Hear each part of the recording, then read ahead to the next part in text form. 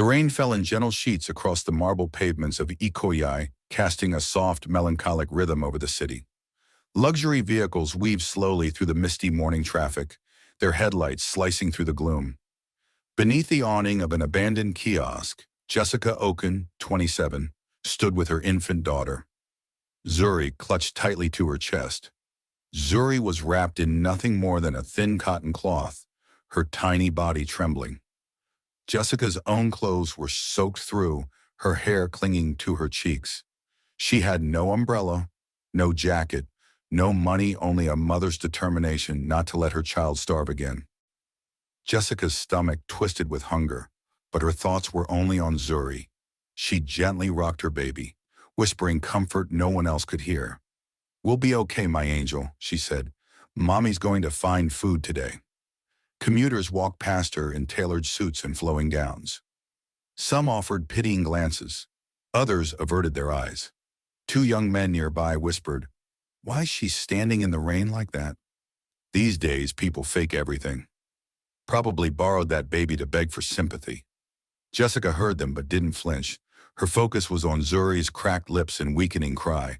She raised a shaky hand and whispered, "Please, just a little food for my baby."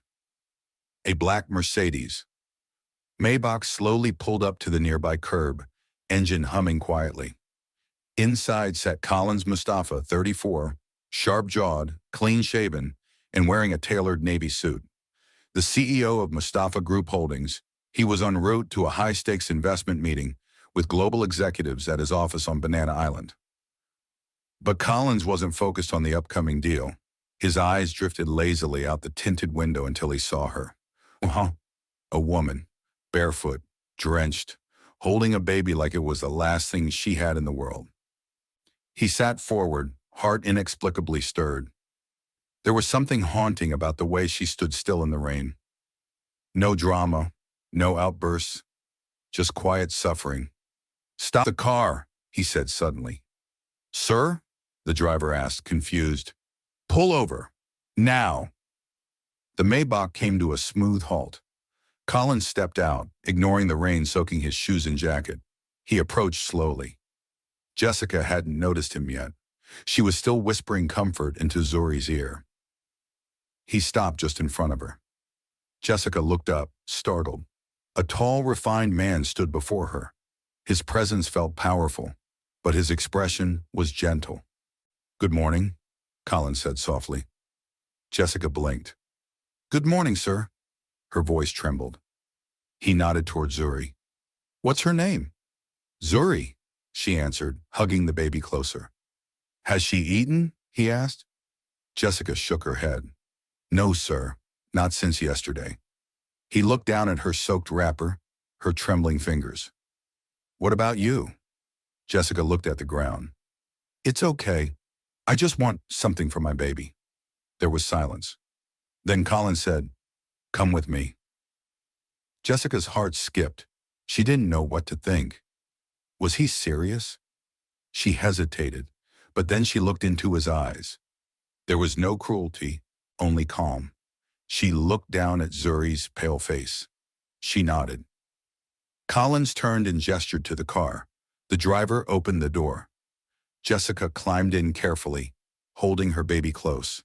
She sat stiffly at the edge of the leather seat, afraid to even let her soaked wrapper touch the polished interior. The driver glanced at her in the rearview mirror, silently questioning her presence.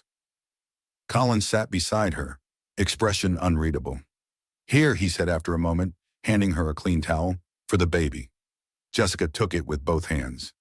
"Thank you, sir," she whispered, wrapping Zuri in it gently. "What's your name?" he asked. "Jessica," she replied quietly. "Where do you stay?" Jessica looked down again. "We sleep under a broken kiosk near the underbridge." He nodded without judgment. "All right, I'm taking you somewhere safe." Jessica's eyes widened. "Really, sir?" "Yes. You and your daughter need rest and food." Tears welled in her eyes. "Thank you, sir. May God bless you." As the Maybach glided through the streets, Collins tapped his wristwatch. The meeting would start soon. The investors were probably already waiting. but his gaze lingered on the tired mother holding her baby like a priceless jewel. "Driver," he said suddenly, "stop at the nearest restaurant. Something warm. Now." They pulled up at an upscale local eatery. Collins helped Jessica out, and they entered. Eyes followed them, the billionaire with a ragged woman and baby. He didn't care. He ordered fried rice, grilled chicken, plantain, and warm milk. Jessica sat, still stiff. "Can I eat here, sir?" she asked timidly. "Yes, eat." She fed Zuri first, then began eating slowly, tears rolling down her cheeks. Collins said nothing. He just watched quietly, moved by a woman's love and pain. After the warm meal, Jessica could hardly stop the tears from falling. It wasn't just the food, it was the feeling of being seen, heard, and held with kindness by someone who didn't owe her anything. "Thank you, sir," she whispered again, cradling Zuri close. Collins leaned forward. "Jessica," he said gently, "tell me, what happened? How did you end up like this?"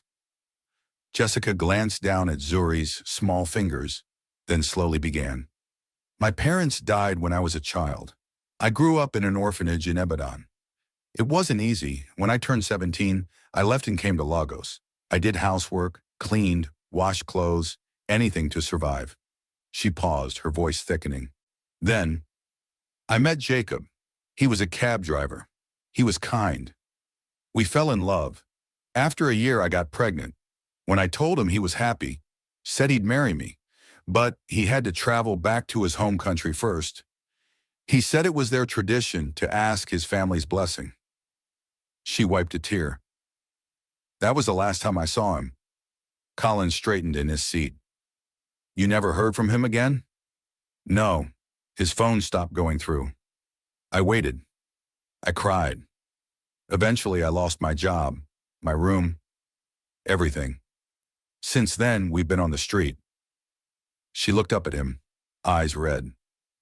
"Zuri is all I have." Collins looked at the child sleeping in her arms.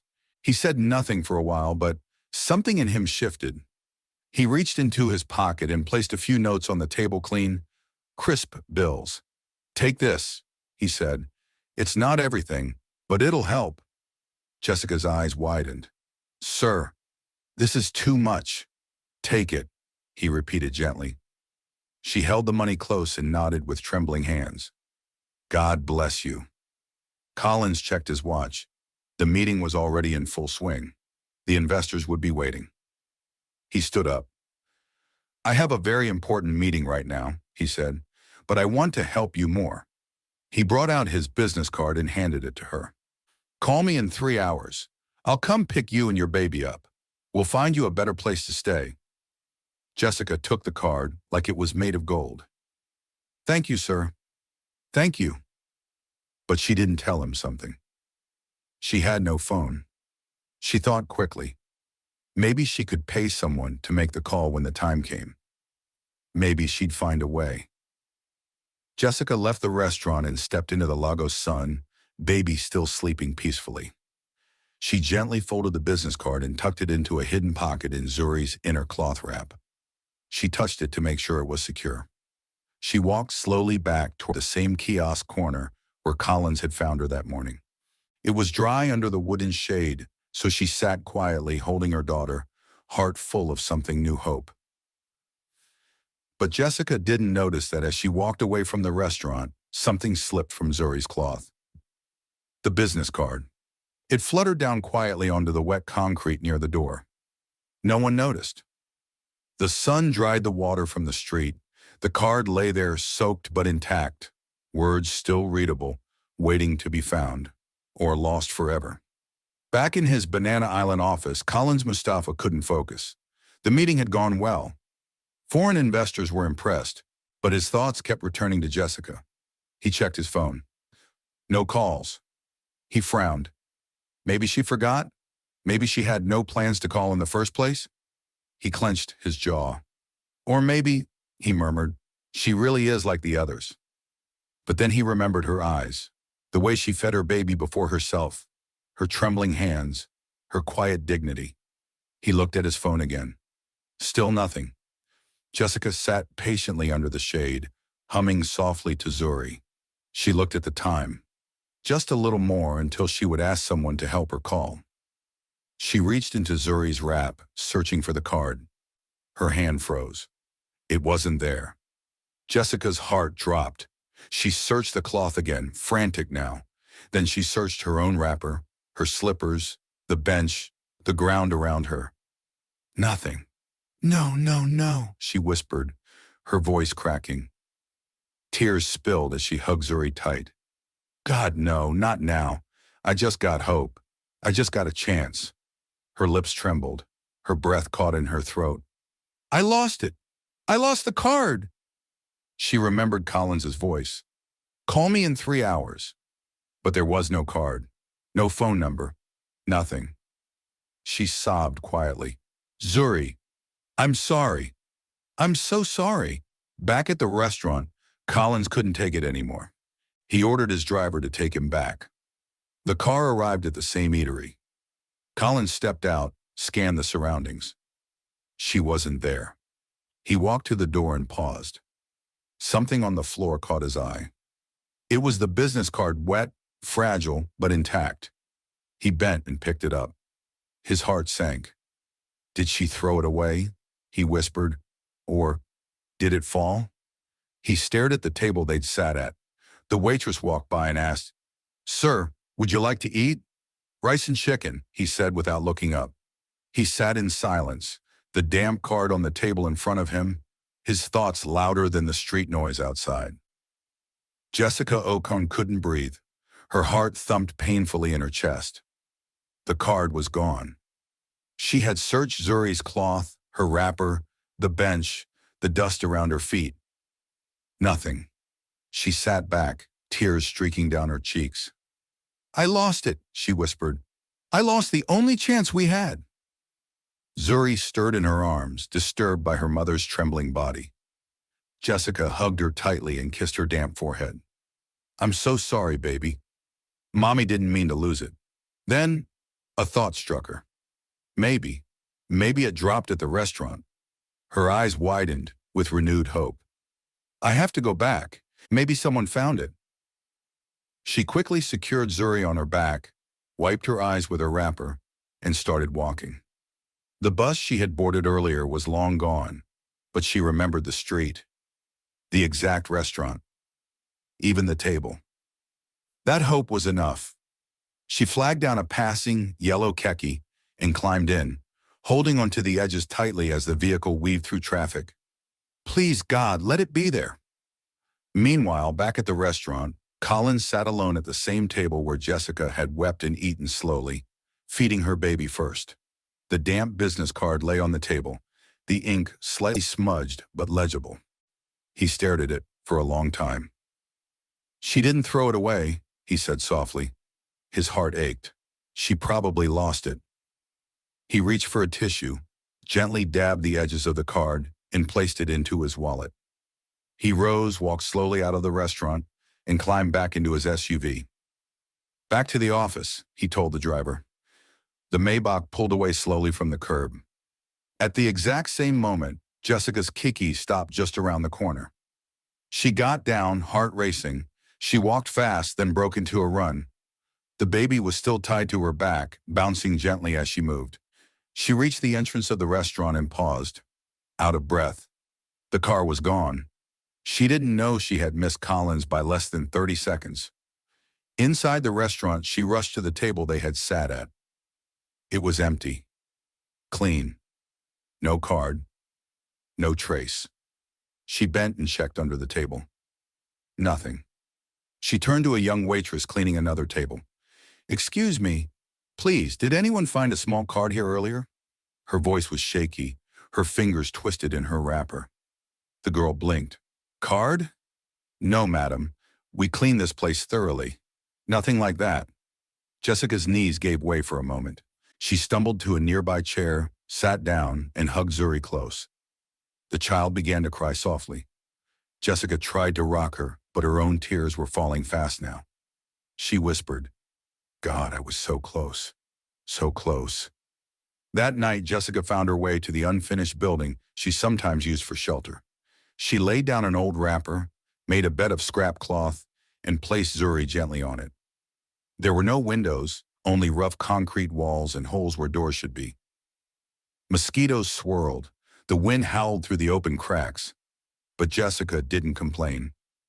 She just lay beside her daughter, staring up at the night sky. "I'm sorry, baby," she whispered. She closed her eyes, trying to hold back the pain. But before sleep took her, she made a vow. "I'll go back. I'll go to the exact spot he found us. Maybe he'll come back." The next morning, Jessica woke early. She used a little water to clean Zuri's face and comb her tiny curls. She dressed her in the cleanest baby cloths she had and wore the least soaked wrapper from her small bundle. They didn't have much, but she had hope. She walked back to the same roadside spot in Ikoyi, where it had all started. She didn't beg this time. She didn't stretch her hands. She just stood there quietly, waiting. Waiting for a black Maybach to drive past. Waiting for the man who had changed everything. Across town, Collins's home buzzed with joy. His younger brother, Mustapha, had just returned from Atlanta after 17 years away. Collins had stayed home from work, choosing to host his brother and closest friends instead. Music played softly. Laughter filled the air. His chef was preparing everything from fried rice to grilled chicken and goat meat. As the guests laughed and sipped champagne in the sitting room, Collins stood at the balcony, staring into the city with a soft smile. "This is a good day," he whispered. But he had no idea that somewhere, just a few miles away, Jessica was standing in the same rain-splashed spot, still waiting for him. At the airport, Collins's driver stood at the arrival gate with a sign that read, "Asylum Mustapha." Soon, a tall man in a gray hoodie with stylish luggage approached. "You must be my brother's driver," he smiled. "Yes, sir." On their way back to Banana Island, the car slowed in traffic. As they crawled down the congested road, the driver glanced out. There, standing near a broken signboard, was Jessica. Same wrapper, same posture. Baby tied to her back. The driver's breath caught. That was her. He gripped the steering wheel, unsure. He could stop now, or call Collins. But didn't. Asylum noticed his tension. "Is everything all right?" The driver hesitated. "Yes, sir. Just this traffic." But his eyes kept going back to her in the mirror. That woman. She wasn't just anybody. The driver's mind spun the entire ride back to Banana Island. He couldn't focus on the road. All he saw was the tired woman standing beneath the same rusted streetlight, the baby on her back, the way she kept glancing at passing cars like she was waiting for something or someone. The same woman Collins had taken to the restaurant the day before. The woman who had thanked him with tears in her eyes. "She's still waiting for him," the driver whispered to himself. He looked at the rearview mirror where Asylum sat relaxed, admiring the changing skyline of Lagos. But the driver's fingers tightened on the steering wheel. Should I say something or stay out of it? They arrived at Collins's mansion. Security opened the tall gate and the SUV rolled into the polished compound lined with flowering hibiscus and a crystal driveway. Asylum stepped out, amazed. "Wow, this place looks like a luxury hotel." Collins came down the grand staircase with a grin. "Brother!" They embraced like boys again. It had been 17 years since they last saw each other. The hug lasted longer than expected. "You've become a whole mogul," Asylum laughed, stepping back. "And you've become taller," Collins teased. Friends joined them. Drinks were served. Laughter echoed. The living room was full of smiles and celebration. But the driver lingered near the car, quiet, restless. He needed to speak. Minutes passed. Collins strolled to the kitchen to check on the meals. That was his moment.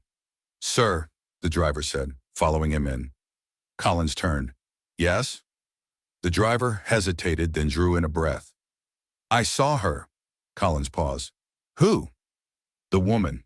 The one with the baby. She was standing at the same corner. Same spot where you met her yesterday." Collins's smile faded. For a second, the world seemed to slow around him. "You're sure?" he asked quietly. "Yes, sir." I recognized her. She didn't look like someone pretending. Collins said nothing for a few moments. Then he spoke with a low voice, more to himself than to anyone. Maybe she didn't throw the card away after all.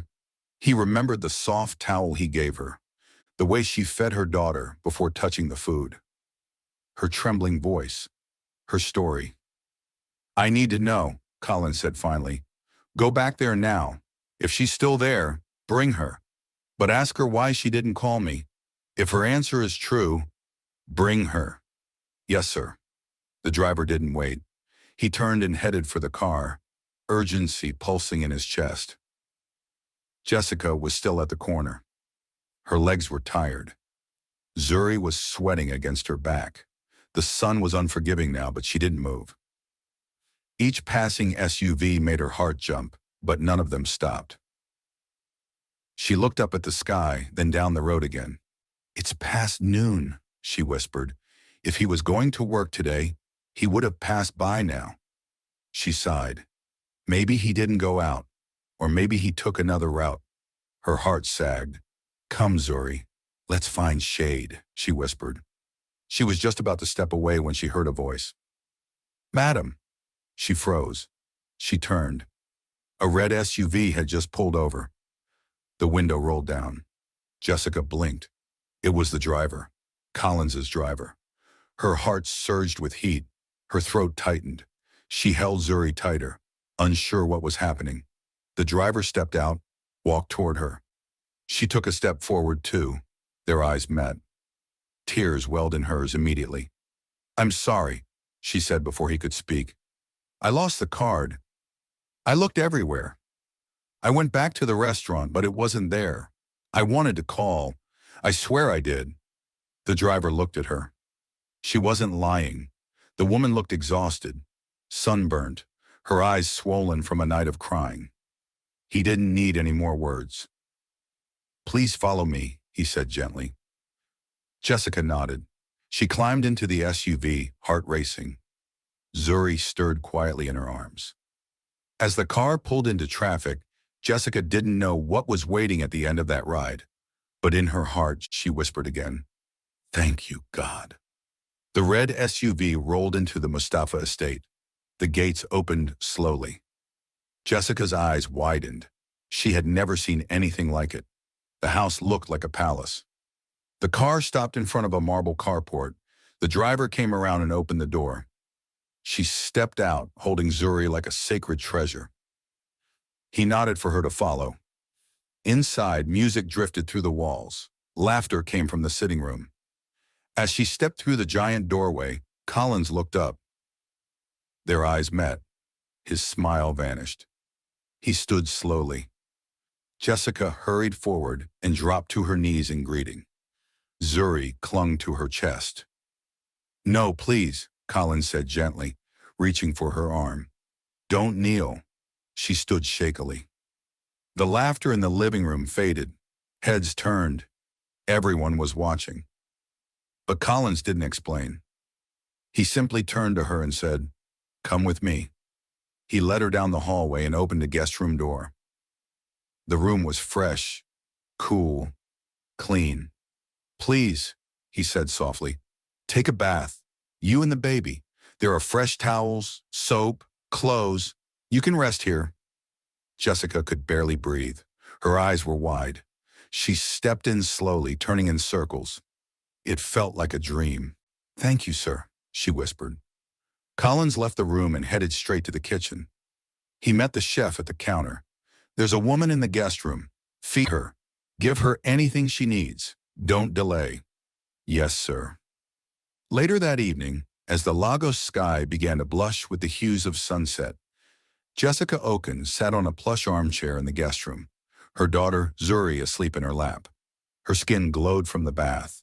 The fresh clothes a maid had provided fit loosely, but felt like heaven. For the first time in months, she didn't smell of dust or sweat. She smelled of soap, of safety. The knock on the door came softly. Jessica stood quickly and adjusted Zuri in her arms. Come in, she whispered. The door opened, and Collins entered, his expression gentler than she had ever seen. He nodded toward the baby. She's sleeping well.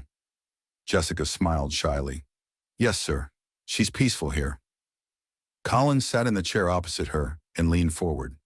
You said you lost the card, he began gently. Jessica nodded. Yes, sir. I had no bag, so I tucked it into Zuri's cloth. But when I got back to where we slept, it was gone. She paused. I searched. I went back to the restaurant, asked the waitresses. Nothing. Collins listened, unmoving. I didn't have a phone either, she added. Mine got damaged before I gave birth. I haven't had one since. He remained quiet for a moment. Then he nodded slowly.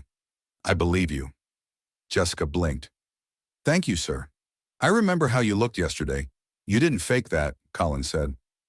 From the hallway, silent Mustapha appeared and entered the room casually. I hope I'm not interrupting, he said with a smile. Jessica stood immediately, slightly panicked. Collins motioned. No need. Sit. Silam studied her for a moment. Then he looked at Collins. This is the woman you mentioned? Collins nodded. She reminds me of someone, Silam said softly. Our mother. Jessica's eyes lifted, confused. Silam turned to her. She was a single mom too, raised us on her own. Some nights I would catch her crying quietly. She never had help. No one saw her pain. Not like this. Jessica didn't know what to say. Her fingers trembled as she held Zuri closer. Collins leaned forward. Jessica, I can't fix the past, but I can do something about your future.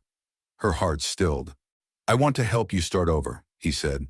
Think about something you'd like to do, a business, a skill, whatever it is. I'll help you build it. Jessica's mouth parted slightly. Words failed her.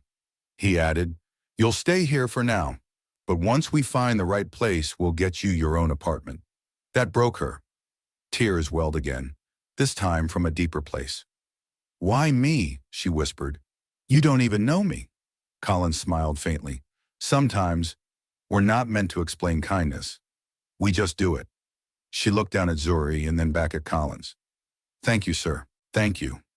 Silam stepped forward, placed a hand on her shoulder. You're not alone anymore. The next few days were quiet, but full of warmth. Jessica adjusted to the soft silence of the guest room. She bathed daily. Zuri slept longer. The chef brought hot meals, jollof rice, yam porridge, spicy pepper soup. The maids brought toys. No one looked at her with pity, only respect. Then on a sunny Thursday morning, Collins knocked on her door with a smile. Get dressed, he said. We're going out. Jessica blinked. Out? He nodded.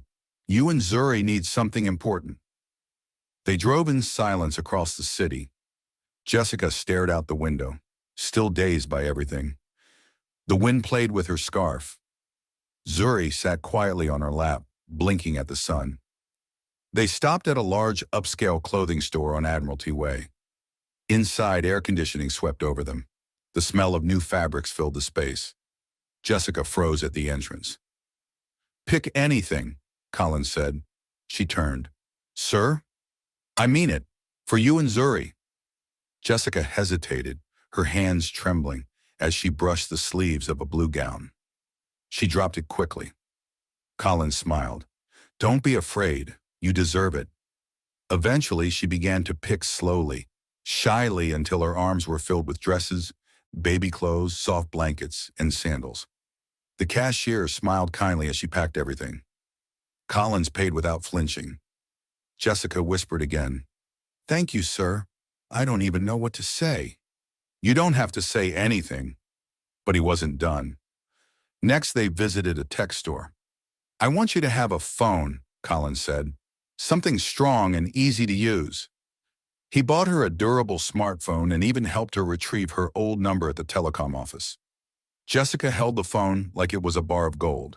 Now, he said, you'll never lose contact again. They returned home. Silam was waiting in the living room. He looked at the shopping bags with a smile. Looks like you two went all out. Jessica blushed. Sir, thank you too. Silam nodded. Actually, Jessica, there's a place I want you to see. Jessica looked from Silam to Collins. A moment later, they were back in the car. Nobody spoke much during the drive. Jessica held Zuri close, wondering what this surprise could be. They pulled into the driveway of a modest but beautiful apartment complex in Lekki Phase 1. New tiles, secure compound, friendly neighbors. "This way," Silam said. He led them up to the second floor. They stopped outside a white door with polished chrome handles. "This apartment," Silam said, reaching into his pocket and pulling out a key, "is yours." Jessica froze. "What?" "I've paid for a full year. You'll have your own space, and there's more. I've already begun setting up a small supermarket for you nearby. You'll start as the supervisor. Later, you'll learn how to manage it on your own." Jessica dropped to her knees. "God, what did I do to deserve this?" she sobbed. Collins didn't say a word. He simply knelt beside her and held her shoulder. Silam smiled. "This is what our mother would have wanted us to do," he said softly. Jessica looked up through tear-filled eyes. For the first time in years, she knew something deep and real. She was safe. A few weeks had passed. Jessica Okon no longer woke up on hard concrete or wrapped herself in a wet wrapper to keep warm. Now she awoke to gentle sunlight filtering through soft curtains. Her small apartment smelled of peace-warm rice, baby powder, and new beginnings. The name on the supermarket sign read, Zuri Mart. Each morning, Jessica stood at the store's tiny corner office, managing sales with the help of a kind assistant Collins had hired. The shelves were stocked, customers came in steadily. She was learning, growing. Zuri had her own play area inside the office, a small crib, some plush toys, and a portable mat where she often rolled and giggled. Life had taken a turn Jessica could never have imagined. Then one quiet afternoon, her phone rang. She was sorting inventory when it vibrated in her pocket. She frowned. The number was foreign, long, and unfamiliar. She almost ignored it, but something in her spirit told her to pick up. She pressed the green button. "Hello?" Her voice was soft but clear. The voice on the other end was hesitant and female. "Is this Jessica?" Jessica's heart skipped. "Yes, this is Jessica. Who is this?" A pause. "I'm calling from a neighboring country. My name is Evelyn. I'm Jacob's cousin." The world stopped moving for a second. Jacob. Zuri's father. Jessica's hands shook. She slowly sat down, her eyes wide. I've been trying to reach this number for over a year," Evelyn continued. "But it was always off." Jessica's lips parted, but no sound came out. Evelyn's voice softened. "I'm sorry. I don't know how to say this." Jessica held her breath. "Jacob, he never made it home. He had a terrible accident on the very day he left Lagos." Jessica closed her eyes. A wave of sorrow washed over her. "He was in a coma for 4 months, and he passed peacefully, quietly." Jessica said nothing. The tears flowed. "I read the messages you sent him," Evelyn added gently. "I saw the love. I saw the pain. He was serious about you. We all knew." Jessica could barely hold the phone steady. "There's one more thing," Evelyn said. "Jacob's mother. She's still alive. She's very old now. She cries every day thinking Jacob left the world without a child." Jessica swallowed hard. I have a daughter," she whispered. "Her name is Zuri. She's his." There was silence. Then Evelyn began to cry on the line. Thank you. Thank you for telling me that." Jessica wiped her tears, strength returning to her voice. "I'll bring her. Jacob's mother. She must meet her granddaughter." After the call ended, Jessica sat alone in her small office, watching Zuri sleep peacefully. Her tiny chest rose and fell with perfect calm. Jessica touched her hand gently. "Your father didn't abandon us," she whispered. "He just couldn't come back." And with that knowledge, her heart for the first time in years began to feel truly light. That evening, Collins and Silam visited Zuri Mart unannounced. Jessica saw them through the glass door and rushed to the entrance, smiling. She had on a soft blue blouse and neatly plaited hair. "Hey, welcome," she beamed. Xylem looked around, whistling low. "This place is booming." "It's all because of you two," Jessica said. Collins shook his head. "No, you're doing the work." Jessica stepped aside so they could enter. Zuri stirred in the crib, then smiled when she saw Collins. "She knows you," Jessica laughed softly. Collins picked up the baby and cradled her. "She's growing fast," he said. Jessica looked down, then up again. "Something happened today." They both turned to her. She told them everything: the call from Evelyn, the news about Jacob, and how she planned to visit his mother. When she finished, there was silence. Then Xylem stepped forward and gently squeezed her hand. "I think this will bring you closure." Jessica nodded. "It already has." Collins looked at her, really looked at her. There was something new in her eyes now. Not just pain, but peace.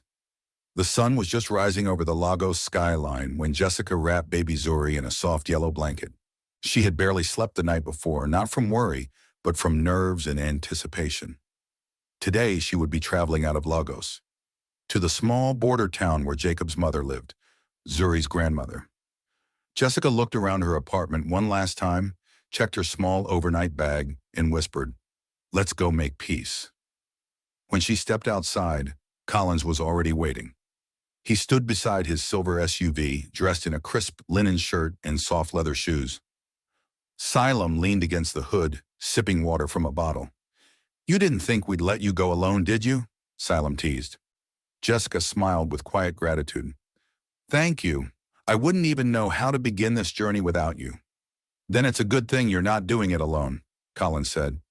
They all climbed in, and the car rolled into the early morning traffic. The journey was long, through busy city roads, past toll gates, past markets opening for the day, and finally onto quieter highways lined with palm trees and dusty signs. Jessica stared out the window, holding Zuri close. She didn't speak much. She just watched and prayed. By afternoon, they arrived. A modest town with rust-colored roofs and wide streets. Goats roamed freely. Children played in the sand. A few elderly men sat under a mango tree, sipping palm wine. Evelyn, Jacob's cousin, waited at the entrance of a weathered compound. Her eyes were red-rimmed but warm. She stepped forward as the car stopped. "Jessica?" Jessica got out slowly, still holding Zuri. Evelyn embraced her tightly. "Thank you for coming." Jessica nodded, too emotional to speak. "She's inside," Evelyn said. "Jacob's mother." They walked through the compound. The scent of boiled yam and native soap filled the air. Inside, an old woman sat in a cane chair, her back slightly hunched, her silver hair tied in a scarf. She looked up as they entered. Her eyes were tired, but sharp. Jessica stepped forward, her arms trembling. "This is Zuri," she whispered. "Your granddaughter." The old woman's lips trembled. She reached forward slowly, her wrinkled hands brushing against the baby's cheek. Zuri giggled. The old woman began to cry. "My son left. But he left light behind," she said. Jessica knelt, holding the baby up. "I promise to raise her with love, and I'll make sure she never forgets where she comes from." Evelyn placed a supportive hand on Jessica's back. From the doorway, Collins watched quietly, emotion tightening in his throat. Xylem placed a hand on his shoulder. This is legacy." Back in Lagos, life continued, but something had shifted in Jessica. She was no longer carrying invisible weights. Now she walked taller. She laughed more. She wasn't just surviving, she was becoming. A month later, Collins paid her a visit at Zuri Mart. It was late in the evening. The store had just closed. Jessica was sitting in the corner, balancing her ledger. Zuri played quietly with her tiny doll. "You're still working?" Collins asked, stepping inside. Jessica smiled, looked up. "Numbers don't balance themselves." He laughed. "Can I steal you both for a walk?" Jessica paused. "Now?" "Yes, now." They strolled down a quiet street lined with flowering plants and twinkling streetlights. Zuri was snug on her mother's back, sound asleep. "You've changed," Colin said quietly. Jessica looked ahead. "I've found peace." "Do you ever think of Jacob?" She nodded, but not with pain. "Now, I think of him with gratitude. He gave me Zuri." Collins was quiet for a moment. Then he said, "Jessica." She turned to him. "Don't be surprised if I start coming around more often." She chuckled softly. "I was wondering how long it would take you to say that." They both smiled. And in that gentle silence, something unspoken was understood. Whatever the future held, it would be held together. It had been 3 months since Jessica Okon moved into her own apartment, and life was beginning to settle into a rhythm. She managed Zuri Mart with quiet confidence. Her little office was always organized, her records updated, her shelves neat. Customers had grown fond of her. Some even brought gifts for baby Zuri, who had become a beloved mascot of the store. But outside of work, something else had begun to bloom. Her relationship with Colin's Mustapha. It started subtly. Phone calls to check on her, weekly drop-ins to see the store's progress, invitations to walk through his mother's garden or share tea in the shaded backyard of his home. He never rushed her. He never even made any promises. But his presence was steady. And Jessica, for the first time in her adult life, began to feel like she mattered beyond survival. One Friday evening, Collins invited her for dinner. She hesitated. It wasn't the food that scared her. It was the possibility of what the evening might reveal. He picked her up in a navy blue shirt and black chinos. His cologne was subtle, expensive, and somehow comforting. Jessica wore a simple off-shoulder gown Selim's wife had gifted her soft green cotton with white embroidery around the waist. Zuri stayed home with a nanny Collins had vetted himself. The restaurant was a quiet rooftop overlooking Lagos Lagoon. Lights sparkled along the waterline. Music floated gently on the breeze. It didn't feel flashy, it felt intentional. Jessica sipped her Chapman quietly, stealing glances at Collins. He was unusually quiet. When the waiter brought their food, she finally asked, "Why did you bring me here tonight?" He didn't look at her right away. Instead, he placed his cutlery down and leaned slightly forward. "I've done many things in my life," he said. "I've built companies, closed deals worth billions. But I don't think anything I've done has mattered as much as the day I saw you standing in the rain." Jessica's lips parted slightly. "I've watched you rise, not because of me, but because of your strength. You didn't need to be rescued. You needed to be seen." She blinked quickly, overwhelmed. Collins continued, "I didn't expect to feel this way, but I do, every day." Jessica's heart began to race. "Jessica," he said softly, "I'm not asking for anything. I just want you to know, you've changed me. And if there's ever space in your heart, I would like to be part of your future." She looked at him, stunned. For a moment, she didn't speak. Then she whispered, "I'm not used to being chosen." He smiled. "Maybe it's time you were." They didn't talk about love after that dinner. They didn't need to. It was understood. Every moment that followed, every phone call, every quiet visit, carried a different kind of weight now, a kind of promise. A week later, while Jessica was closing the store, Silam dropped by. He came alone this time. "Jessica," he said gently, "there's something I want to share with you." She invited him in. Zuri was sleeping on a mat nearby. Silam sat on a bench by the front door and looked around. "This place reminds me of our mother's old provisions shop." Jessica smiled softly. "She worked herself to the bone for us," he said, "even when people owed her money, even when we didn't eat." Jessica sat beside him. He looked at her and said, "You remind me of her, not just because you're strong, but because you love without bitterness." She blinked. "I wanted to tell you, the day we gave you that apartment and set this store up, we didn't do it out of pity. We did it out of admiration." Jessica lowered her gaze. I was the one who insisted on naming the store Zuri Mart, he added. Jessica looked up, surprised. Really? He nodded. Because she's the reason you fight so hard. And when a child is the reason a woman survives the world, then her name should be on the door. Jessica's eyes glistened. Thank you, Silam. He rose and walked toward the door. But before he left, he looked back. My brother loves you, you know. Then he smiled. He's just waiting for you to say it first. That night, Jessica sat on her small balcony. The air was warm. The city lights twinkled like scattered stars. She held Zuri to her chest and whispered, everything's different now. And it was. Because for the first time in her life, the future didn't feel like a storm. It felt like a sky she was finally ready to fly into. The morning light in Lekki poured gently into the living room of Jessica's apartment. Zuri was playing with wooden blocks on the rug, her tiny laughter floating through the air like music. Jessica stood by the window, stirring her tea slowly. Her mind wasn't on breakfast. It was on Collins. 3 days had passed since their rooftop dinner. He hadn't called. Not once. She had told herself it meant nothing that maybe he was busy, that billionaires had a million meetings, that maybe he was giving her space. But deep inside, the silence echoed louder than reason. She didn't want to admit it, but she missed him. At noon, Jessica was restocking the biscuit shelf at Zuri Mart when her assistant, Fola, rushed in from outside. Auntie Jess, someone's asking for you. Jessica wiped her hands on her apron and stepped out. Her heart skipped. Collins.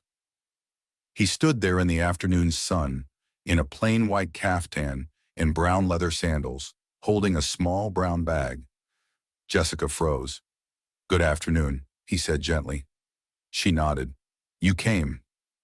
I owed you a visit, he smiled. You haven't been answering my thoughts lately. She laughed, finally relaxing. He stepped forward, holding up the brown bag. I brought something.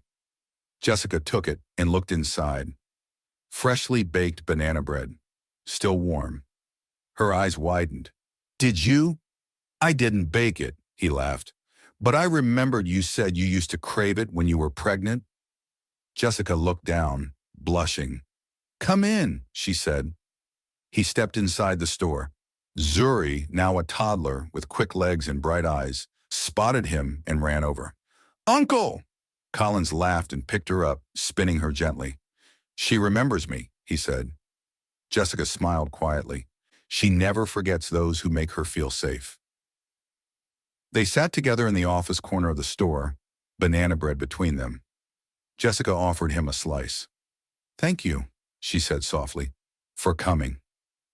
I was giving you space, Collins admitted. I wasn't sure if you wanted me to keep coming. She stared at him. Why would you think that? He looked away, then back at her. Because sometimes people heal and they don't need the person who helped them anymore. Jessica's breath caught. She placed her teacup down. That's not true, she said. I didn't fall in love with the help. Collins stilled. Jessica exhaled slowly. I fell in love with a man who walked into the rain for a stranger, who fed my child before asking a single question, who made me feel seen when I was invisible to the world. Silence stretched between them like silk. Then Collins leaned forward. I'm in love with you, Jessica. There it was. No title, no defense, no warning. Just truth. Jessica's eyes filled, but she didn't cry. She smiled. I know. That evening, Collins didn't go home right away. He stayed. He helped Zuri organize her toys. He took off his shoes and sat on the floor, laughing like a man who finally found rest. Jessica watched from the kitchen door, her heart full. Later, after Zuri had fallen asleep, they stood on her balcony. I used to think love was for the lucky, she said. Collins turned to her. It's for the brave. She looked up at him. And then she said it. I love you. His arms wrapped around her without hesitation. No grand speech, no pressure, just belonging. 3 weeks later, Life had fully embraced its new rhythm. Zuri now referred to Collins as Uncle C, a nickname that made even Salem laugh during their weekend gatherings. Jessica had grown into herself. She was no longer the woman who once stood in the rain, broken and unsure. Now she stood tall, a businesswoman, a mother, and something else she never thought she'd be again. A woman in love. One Saturday morning, Collins asked Jessica to take a drive with him. He didn't say where they were going. She wore a soft cream-colored dress and sandals, while Collins was in his usual understated elegance white caftan, a gold bracelet on one wrist. They drove for nearly an hour, leaving the buzz of Central Lagos behind and venturing into the quiet edge of town. When they finally stopped, Jessica frowned. They were parked outside a sleek, two-story duplex, with flower beds already blooming out front. "What is this?" she asked. Collins stepped out and walked around to open her door. "You said you didn't want to live too far from your store, and you wanted Zuri to grow up somewhere safe." She blinked unsure. He held up a key. "I bought it for you, for both of you, and—" He paused, reached into his pocket, and pulled out a second key. "If you'll have me for all of us." Jessica stared at him, eyes wide, heart thundering in her chest. "You mean?" "I mean I want to build a life with you, not just save you. I want to grow with you, as your partner, your protector, your peace." She took the key with trembling fingers and smiled. The tears came, but she let them. "Then, let's go inside." The house was airy, painted in soft whites and warm woods. Zuri's room already had toys waiting. The kitchen smelled faintly of fresh paint and cinnamon. A sunlit sitting room held bookshelves and wide cushions. Collins stepped beside her. "We can call it home, when you're ready." Jessica looked up at him. "I already do." Later that night, back at her apartment for the last time, she packed the few items she had accumulated over the months. Zuri was asleep on the bed. Collins helped quietly, folding baby clothes into neat stacks. Then he paused. He turned to her and said, "You don't owe me anything." Jessica looked at him. "I know. But I still want you to know, being with you has changed how I see the world. You reminded me what truly matters." She walked over and placed her hand on his chest.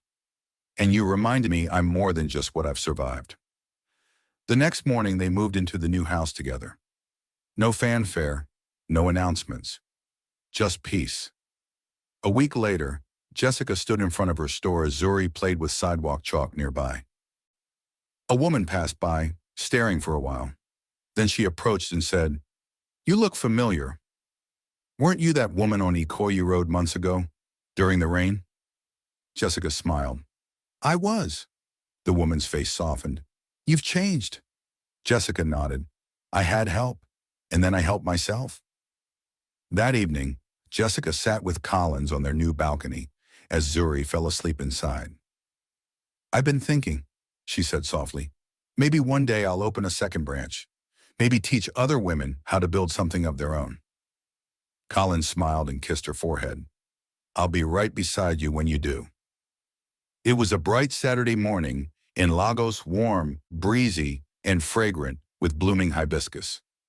The sign outside the brand new building in Lekki Phase 1 read, "Zuri Women's Center, a haven for mothers, a school for daughters."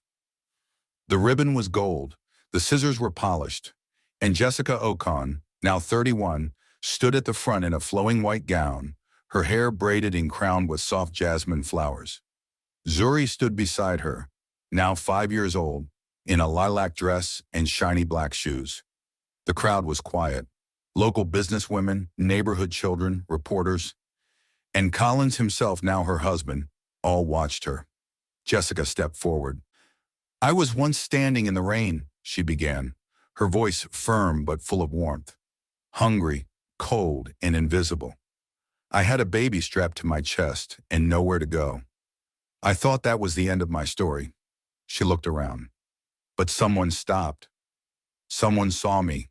And with that one act of kindness, I found my footing again. She looked at Collins, whose eyes never left her. Today we open these doors for women like the one I used to be, the women who just need one chance, a warm room, a lesson, a mentor, a hand. She turned to the ribbon, raised the scissors, and cut it in one smooth motion. The crowd clapped, tears were shed, and history began. Inside, the center was vibrant, filled with classrooms, training studios, daycare facilities, and a quiet reading room named Mama Mustapha Room in honor of Collins and Silem's mother. Jessica walked through the hallways as new enrollees peeked from open doors. Some were young mothers, others were widows. All were hopeful. In the main training hall, Zuri drew a big red heart on the whiteboard and wrote beside it, "My daddy found my mummy in the rain." Everyone laughed. Jessica pulled her close and kissed her head. "You're the reason I found my way," she whispered. That evening, Collins surprised her with a rooftop dinner at the same restaurant where they had shared their first honest conversation. It was decorated with fairy lights and scented candles. They danced slowly beneath the Lagos stars, laughter from nearby boats drifting faintly through the breeze. "I still remember that day," Jessica said. "The rain?" Collins asked. "No, the moment you stepped out of your car into it. That's when everything changed." He smiled. "I wasn't rescuing you," he said. "I was walking toward my own beginning." Final note to my Shan Stories lovers. Not all storms come to destroy. Some come to clear a path. So the next time you see someone in the rain, pause. You might be walking toward your beginning too. Dear viewers, what lesson did you take away from this dramatic tale? We would love to hear your thoughts in the comments below.